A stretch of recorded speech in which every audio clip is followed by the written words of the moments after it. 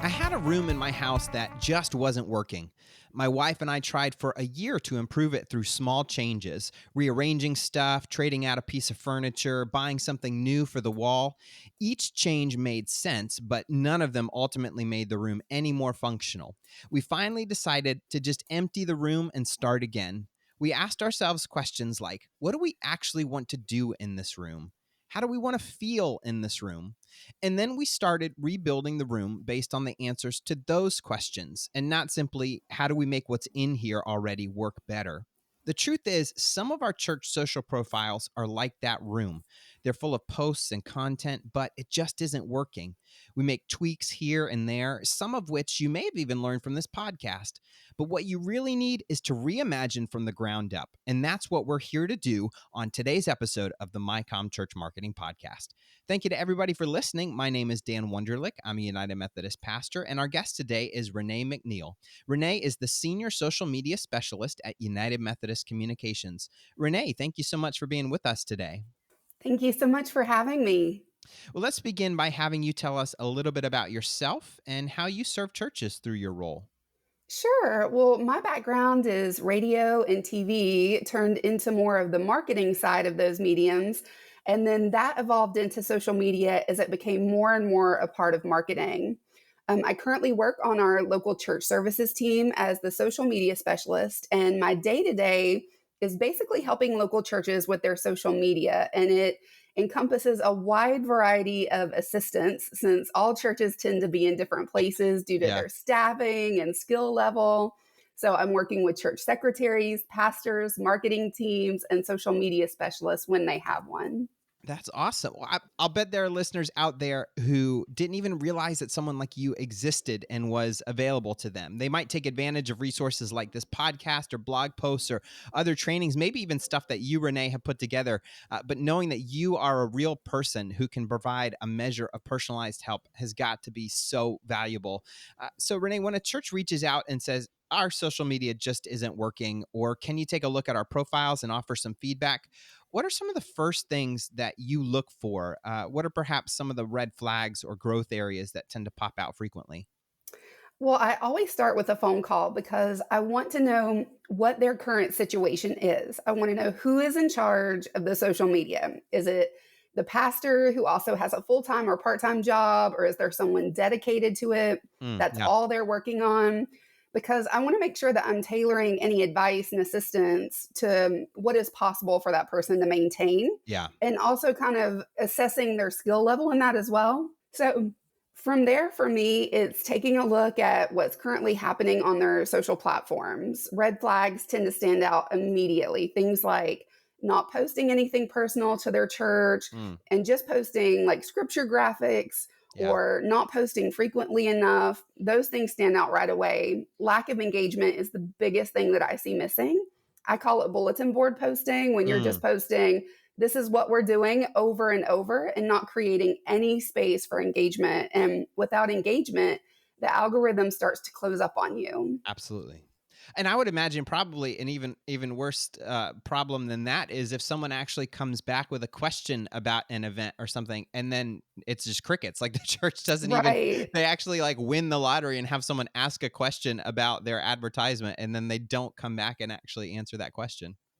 Oh, absolutely. You're just kind I mean, you wouldn't do that to someone in person, right? If they ask you Exactly. something, you don't just walk away. So you Exactly. have to make sure you're not doing that in this space as well. Well, one of the things that we have said over and over again on this show is that if people don't care, it doesn't matter if they know when or where. I mean, you could put a date, a time, a location, maybe even a registration link, and we do that all the time. And it is just basically shouting through a bullhorn out into nothing, or putting up a bulletin board, to use your analogy, in the middle of an extremely busy and distracted room in which no one is looking for a bulletin board. And so you have to make people care. But even that approach is really still just event promotion.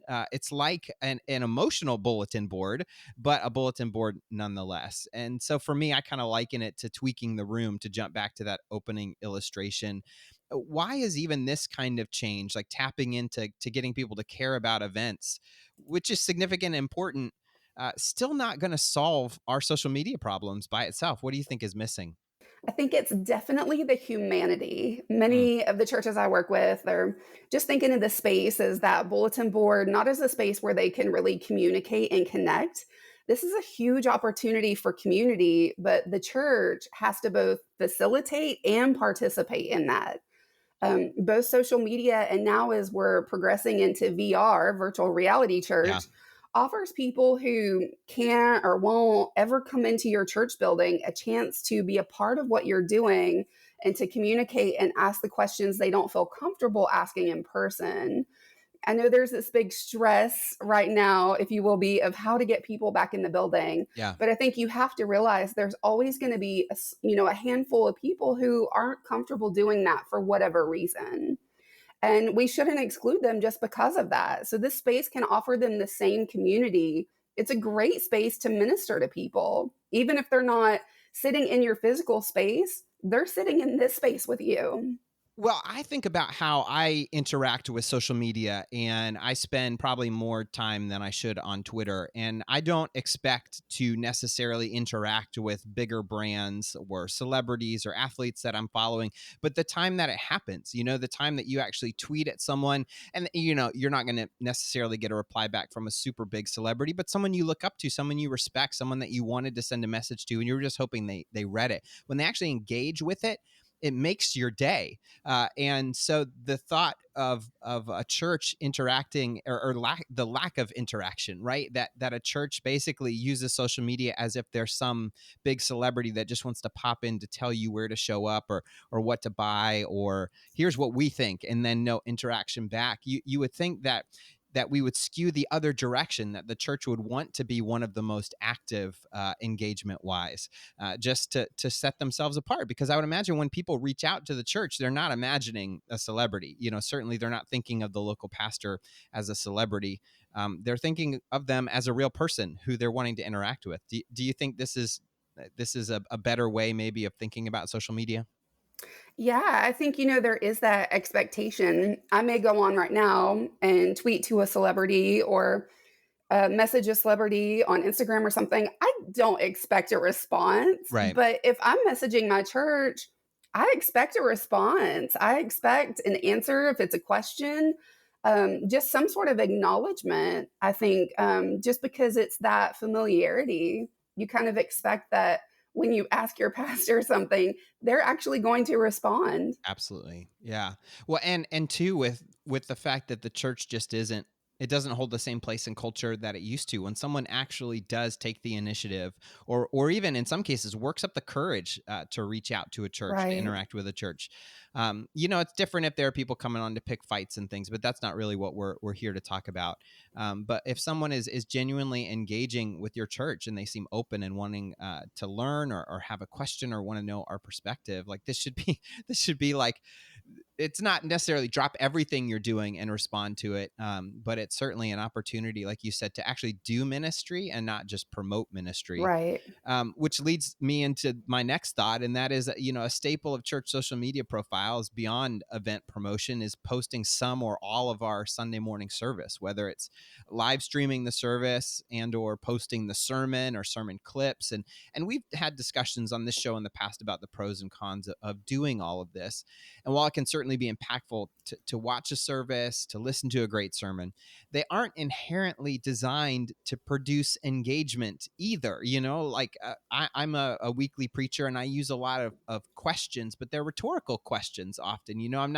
I'm trying to spur a long conversation in a sermon. And so when it's also not necessarily in real time and you're watching a video replay, it's even less conducive to engagement. So I'm wondering, are there ways that, you have recommended for churches to repackage or frame this kind of content on social media that might bring about engagement? Or is it always going to mostly just serve the purpose of giving people a taste of what's happening, or giving your own folks a chance to stay connected when they can't be there? Well, I always tell people, first of all, with the live stream, that one thing you want to make sure that you do every time is have someone logged in on the church's account, welcoming people that are watching the live stream, Yeah. greet them, talk to them, participate with them during the service. Make it that same experience that someone would get in person, but it's in this unique space. And then always save that content because it can be reused in so many different ways where you can use it for engagement. You can always cut out clips for social media to use later on. So maybe if there's just one good key point from that sermon, repost just that clip like midweek and ask people, like, how are you seeing this in your life this week? Or, how did you take this from Sunday and how are you using it right now? And Mm. what did this mean to you? And just use it in different ways to create that engagement. And you can make teasers to post on your social, to send people to watch it the full length on your YouTube or your website, wherever it's housed. The great thing about putting your sermons on YouTube is that when you optimize it correctly, it's feeding into search. So if someone who knows nothing about your church, is nowhere near your church, is searching for something specific that you've done a sermon on in the past, it'll hopefully populate in their search. It's not a one and done situation. Let that information live on in various forms and let it create engagement in different ways. Even if it maybe didn't create so much engagement on Sunday, Mm. repurpose it into different ways of engagement at different times. You could even come back months later and just say, hey, remember this? Like, how have you used this to change your life since then? Or something of that nature. That's so true. Yeah, two things in there. Number one, definitely where you started. I love that idea of having people there in the chat, in the comments of a Right. live stream. You would never have no one in your lobby. You would never have like Right. an empty narthex with a door, no one there to welcome you or Right. to see if you needed anything. So that's so essential. But then, yeah, the repurposing of content and I think specifically what you touched on was finding ways to turn a clip of a sermon that wasn't necessarily meant to start a conversation but was meant to get people thinking, but figure out what angle can we take to make it a conversation online. And the biggest challenge for me is that I've grown up in the era of really creative sermon series and sermon titles, and you want to use puns, or you want to use pop culture references, or Right. you want to use these things that are kind of mysterious and, ooh, what is the preacher going to talk about today? But that will never show up in search. Like, if we think, like, YouTube is not an art museum, it's a search engine that serves up videos. And so the biggest kind of, like, it's not humbling, but changing, I guess humbling a little bit, like, okay, that's great, you had a really clever sermon title and you can still use it on Sunday, you can still have sermon art, but when you're putting up your video, make the title of the video like a question or a phrase or the concept people are actually going to be looking for, or no one's ever going to find it. So I think too, there are a lot of people now that don't realize that YouTube and Google are one and the same company wise. And Yeah. so the algorithms too, like there are 7 algorithms in YouTube alone, and then those are now feeding into Google. So if you are really careful to optimize that and really put the right words in there, it's going to pull up in a lot of searches, not just on YouTube, but through Google. And so there's a lot of opportunity to really reach a lot of different people that way. And that's what gives your sermons longevity. One of the things we've talked about at my church is that we will post the sermon video in full, and then we'll usually clip the main point, or kind of the most impactful section. Well, that may be a 90-second clip out of a 20 to 30-minute sermon. You've still got 28 more minutes of content potentially. Now, not all of it can stand on its own, but there may also be a section of that sermon that can stand on its own and raises a good point and can generate discussion, but because it wasn't the main point, that's not what you pick to post on social media that week. But that's where you can clip those and then use them down the line. I know it takes forethought, it takes hard drive space, it takes organization to clip this and say, hey, this is a clip that talks about this particular topic. But yeah, I think sometimes we're so focused on what was the main point of Sunday that if anything isn't the ideal maker of that point, it just ends up never getting used again and never getting revisited again, when it actually might be something really helpful and useful. Right. And in fact, I heard an interview with the social media person that used to work for Andy Stanley's church, North Point, and he convinced Andy to change all of their sermon titles on YouTube to questions or searchable ideas and phrases. And it not only helped going forward, but like they changed them for 2 years worth of sermons, and the engagement with those just shot up. And so again, this is a way to give legs and length to the things that you do. Well, Renee, the crazy part about our conversation so far is that the two things we most naturally do as church social media people, event promotion and broadcasting Sunday morning content, are they're pretty much the exact opposite of how you succeed on social media, aren't they? I think not if you're doing them correctly. I think as Okay. long as you're including that engagement aspect, that these are healthy things that a church should definitely be doing on social. I think it's creating that online church space for someone who's never going to walk through your doors, or maybe getting them to the point where they feel comfortable enough to do so because they already know you from this online communication. I recently sat through a seminar on virtual reality church, which is the next big thing. I know Yeah. everybody's kind of like, oh my gosh, I haven't even got the social stuff down. And now I have to learn virtual reality. But these people who are doing virtual reality are saying, that the anonymous profiles that virtual space allows you are allowing, especially like teens, to ask questions that they would never ask in a Mm, physical space. yeah. So I think that as long as you're kind of creating this same comfortable space on your social media, that it's still going to give you good results. Even if you're doing the event promotion, as long as you're including the engagement aspect, as long as you're not just creating an event for it, but make sure you're also posting about it and asking questions. Does anyone have questions about this event? Like, what are you most looking forward to at this event? Like, were you here last year? What was your favorite thing last year? Like, Yeah. really creating that engagement, that it doesn't feel so billboardy, that it's not so these are the events we have coming up, that it feels a little bit more conversational.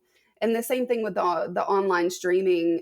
As long as you're communicating with people, I think there's just that expectation, especially since the pandemic, that the services are going to be in this space. And they should be, because a lot of people are never going to migrate to your website that kind of live on Facebook, Yeah. or, vice versa. So the more places you put it, the more people you're going to reach.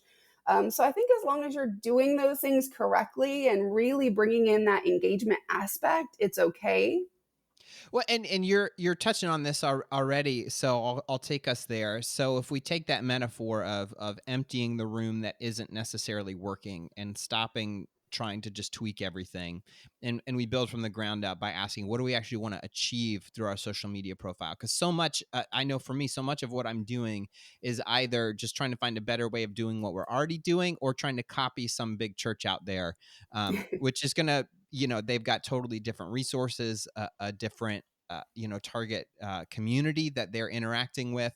How do you recommend that churches start answering this question? And again, you're already leading us there, focusing on engagement.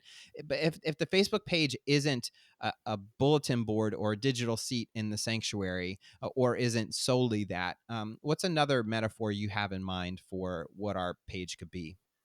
I usually tell people to think of it as a second space that your church exists in. It's almost a church plant. It's almost a second sanctuary. It's almost a second building that is there, only it's in this virtual space. Yeah.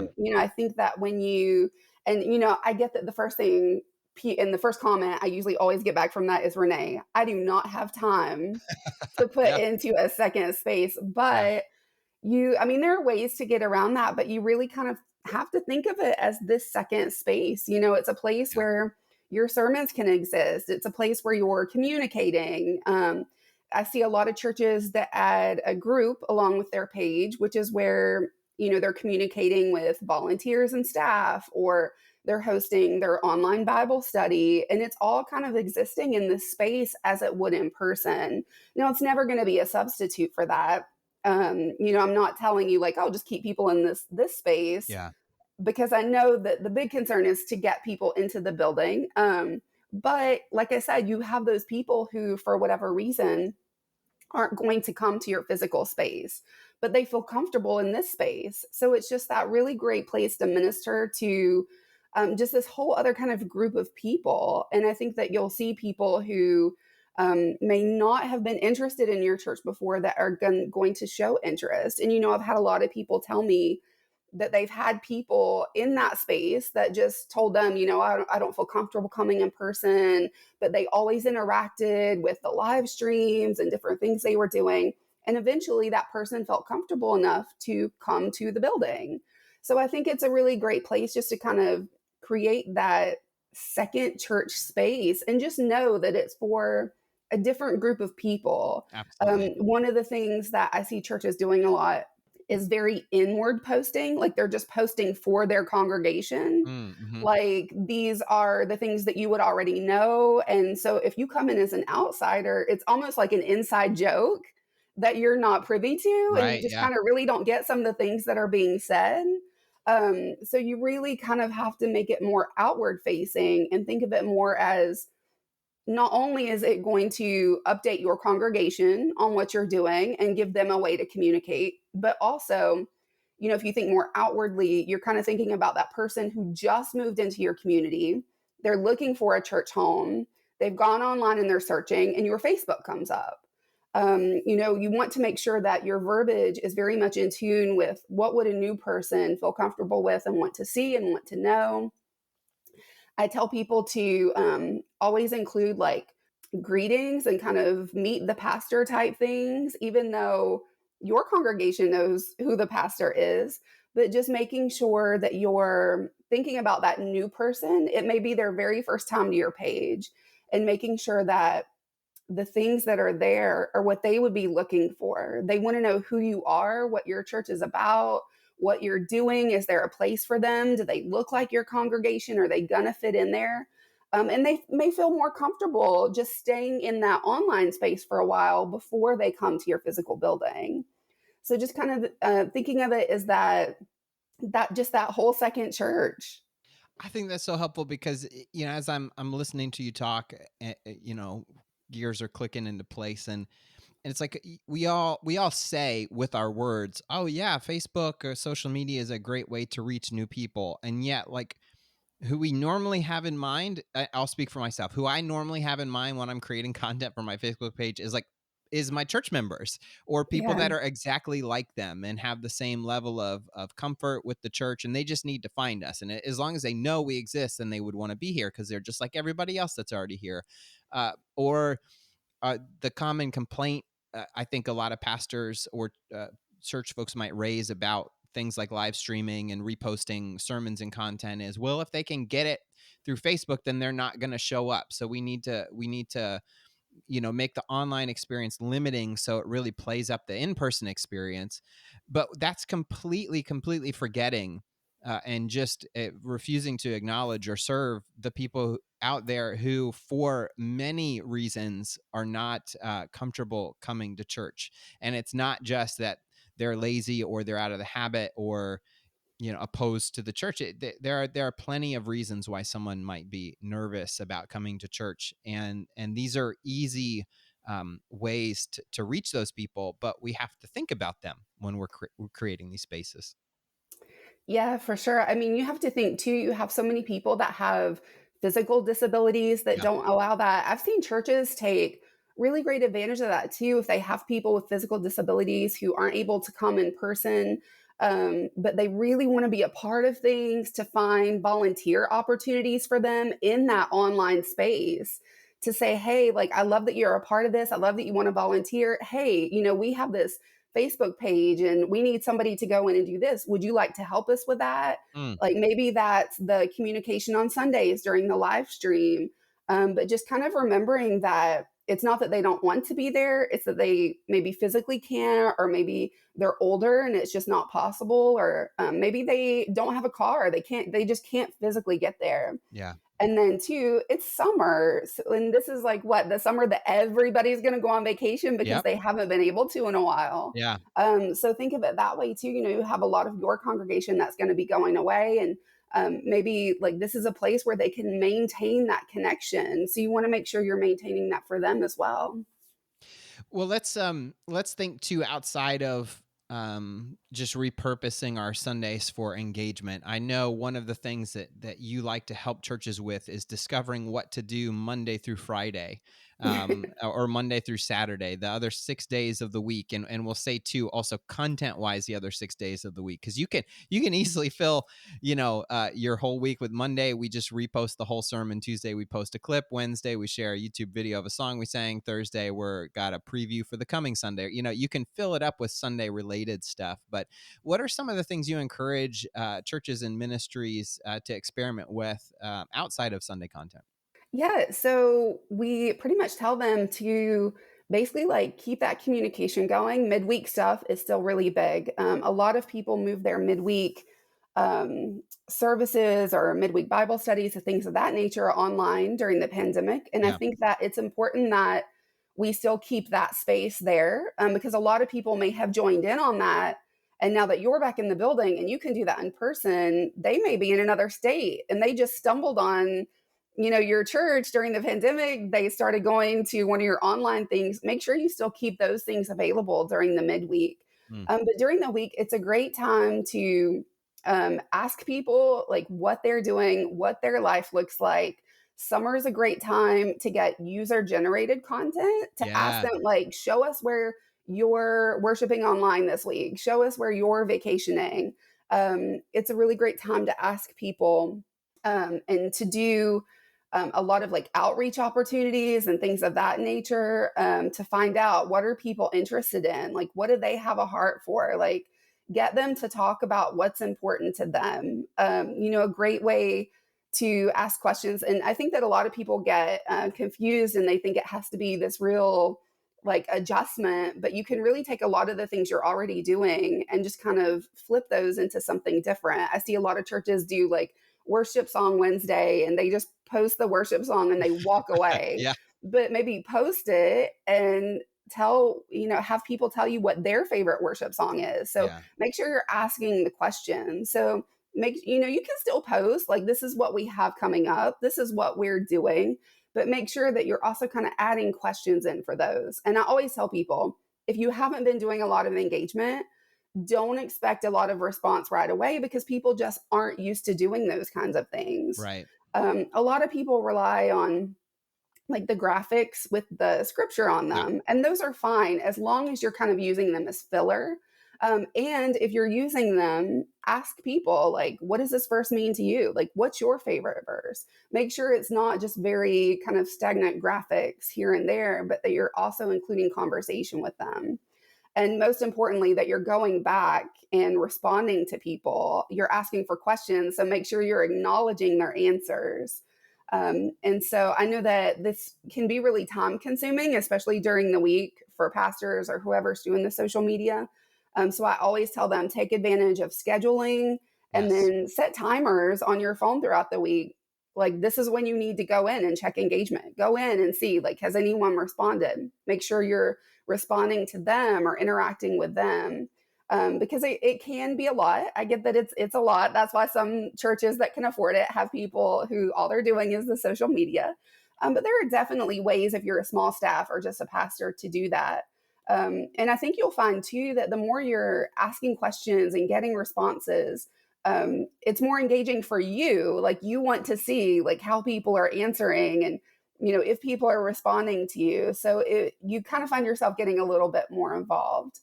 Absolutely. And I think it takes less time than we think. And so particularly if we schedule it, you set like you said, maybe set an alarm on your phone and just say like, or it's I think it's a great way to transition like into lunch or out of lunch, when you're Right. when it's like 11:30, 11:40, and you're going to stop at noon and you're kind of losing focus on what you're working on, or maybe you've wrapped up something you don't know what to do next. Like that's a perfect time to just jump in there and respond to things. And the average church is going to take no more than 3 minutes, maybe 10 minutes tops, to just like thank people for their answers to things. And one of the things you talked about, that worship music, another, like, ask people their favorite songs, but then you can create a playlist. Like our church has a Spotify account, and so we will create occasionally community playlists. And that's not something you're necessarily going to do every week, but every couple of months you can put it together, because people love not just engaging, they love contributing to something. Right. And so they pull up that playlist and they go, yeah, that's my song, I put that one on there. And that's great. I think all of those are really great ideas. It's just a paradigm shift, away from, again, sermons, event promotion, and yeah, those scripture verse over a mountain or an eagle or something Yeah. in the background. Yeah, and I think too, I mean, I feel like most people are on social media Yeah. somewhere in some way, and you see what other people are doing. You kind of get a feeling of what's working and what's not. And I think some people think, oh, well, but I could never use that for a church. Mm. But you can if you reword it and repurpose it and kind of make it your own. The things like show me you're a whatever without telling me you're a whatever, Yep. and Yep. like have people post like memes and pictures and Facebook actually just added recently the ability to respond with music in the Mm. comments. Okay. And it hasn't rolled out full scale yet, but you'll see it at some point. And we don't know yet if it's going to be like you can just put any song in the comment as a response or if it's just kind of a royalty free music situation. Right. Yeah. But if it's a free for all, that's a great way to say, like, respond with your favorite worship song. And you a lot of new things like that you have to guide people through, like tell them in your comments just look for the music notes and that's how you'll do that. But in kind of along those same lines too, a question I always get is I have a much older congregation Mm. and they're Hmm. not as apt to respond or engage, and how do I get them to engage? And the one thing that usually works best there, and it kind of goes along with what I was just saying with the music stuff, is make sure you're telling people what you want them to do. Yeah.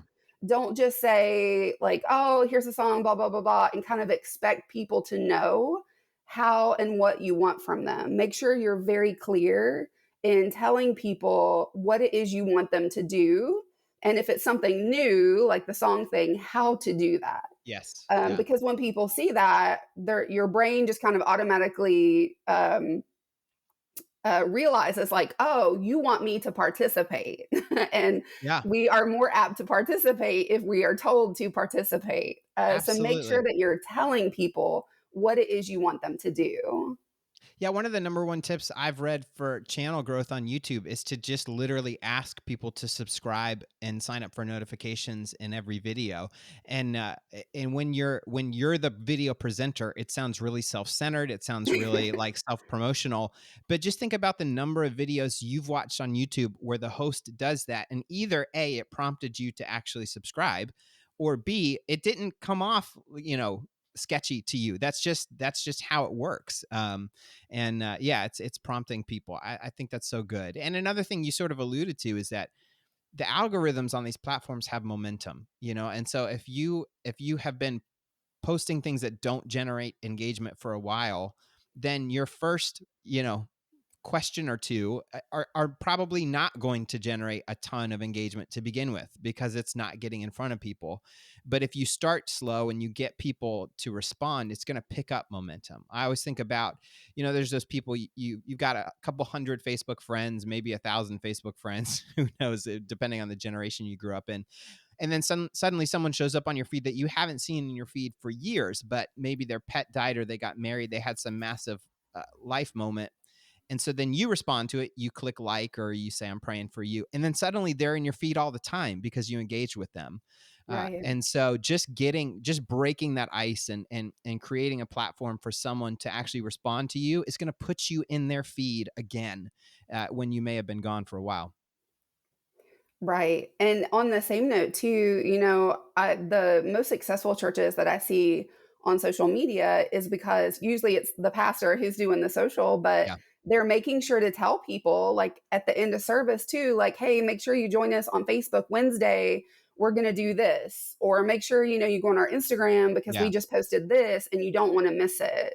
Yeah. So make sure you're actively telling people in person to join and communicate with you on social too, because that can go a long way as well. And one of the other good new things that they've added recently is a lot of times with like Facebook and Instagram now, if you're letting people know about something coming up, we've kind of always had it on Facebook, but now they've added it on Instagram where when you post those things, people have the capability to set a reminder. So if they're Yes. interested Hmm. in it, they can set that reminder. So make sure you're letting people know about things ahead of time, especially if you're going to do maybe a live on Thursday to talk about this big event coming up at the church.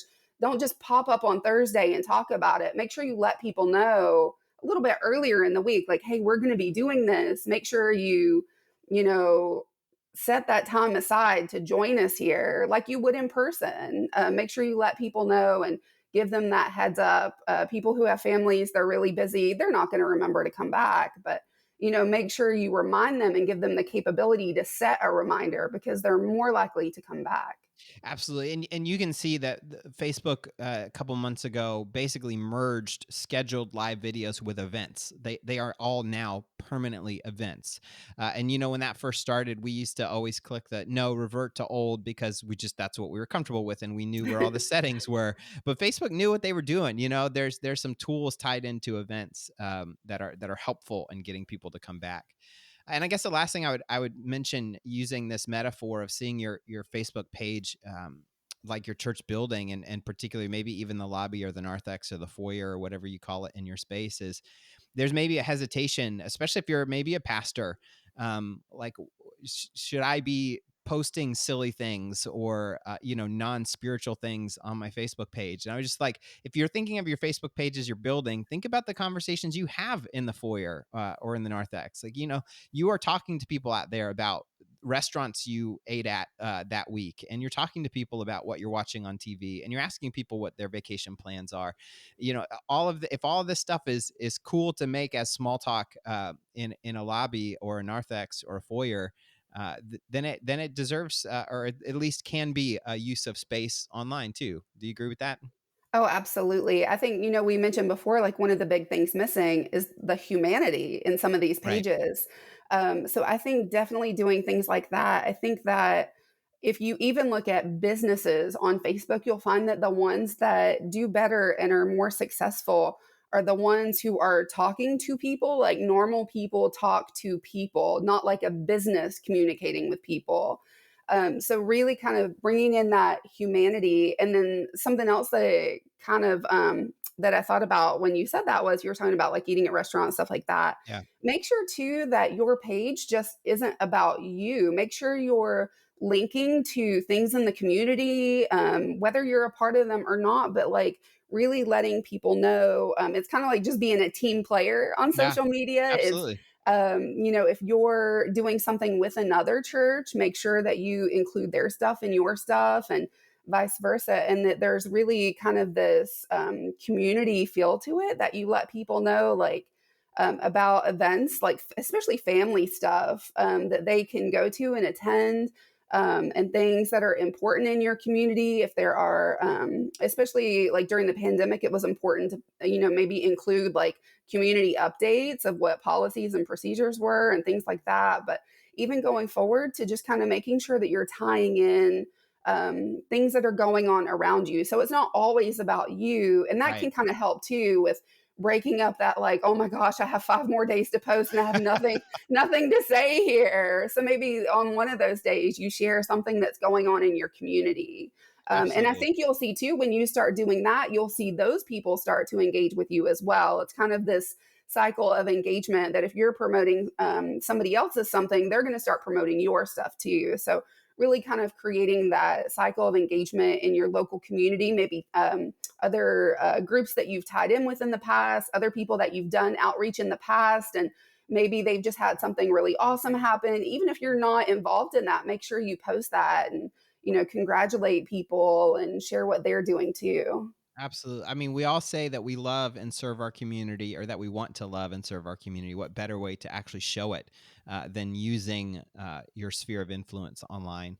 Well, Renee, I want to close with maybe an extreme thought experiment. Let's take it all the way to the extreme. Let's say a church decides to make the sole goal of their Facebook page to do actual ministry, create connection, serving the people they engage with. No event promotion, and no rebroadcasting of Sunday unless it specifically gets repackaged or reframed to serve the people who run across it. This might, for a period of time, decline the number of people who are showing up as new. But what do you think would happen over time if a church just decides to show up and actually love and serve the people that visit their space? What do you think might happen? Oh, we actually have some of these happening right now. We've actually seen some online only churches pop up over the past year. I think maybe the pandemic led to that, but it's really Mm, interesting to see what they're doing. And they're very successful right now because it's giving those people, that huge group of people that don't feel comfortable coming to church, a place where they feel is just transparent and honest. Like, we're just here to do ministry with you. I think that's why it's so successful. I think that if that's what you're going to do, you're just going to be online, you're just doing ministry in that space, it can be good. I think if you're a physical church and that's the way you're doing social, I don't think it's going to be quite successful. okay. Okay. All right. Well, interesting. So, in a way, too, it might be a chance to create not a community within the community, but almost create another campus of your church. Right. Well, I was going to say too, if you have like a specific ministry Mm, and you just haven't been able to make that happen for whatever reason in person, try it on social media, try it online only, try and see, because it's still going to be a connection of the church. But maybe you start a Facebook page and that's where that happens. The great thing about Facebook is they keep adding some really great additions to the pages options, yeah. so it can be a really great space for you to try a ministry that just wasn't able to work in person. You just weren't able to sustain it for whatever reason. Maybe you don't have the physical space. Maybe you weren't able to get the word out in the community or whatever it was. Try it again in that space and see if it can be successful there. That's a great idea. Our church, we have a life group for parents of young children. We call it Holy Chaos, and That's so they, great. for the longest time, they tried meeting in person. They would go to a park after church or meet at someone's house in the afternoon, and the kids are all either playing on the playground or running in the other room. It just didn't create, it created space to socialize, but it didn't create the space for the kind of connections that group was really hoping to build. And so we moved it online. It's via Zoom, 8:30 p.m. on Thursday evenings. Half of us, our kids are in bed. The other half, the kids are watching TV and get put to bed after the meeting. And just 1 hour on Zoom. We're all burned out from Zoom, but yet we're all still there every week because it created the space we knew we needed, but just wasn't working in person. Yeah, and I think that's great. I always tell people when they're trying to figure out what can we do in that space, what is that? One of the key things for social media is figure out what are people's pain points. For parents, it's obviously like, well, we have kids. We can't just pack everybody up and Right. go into the church building at 5 or 6 o'clock on a Wednesday type thing.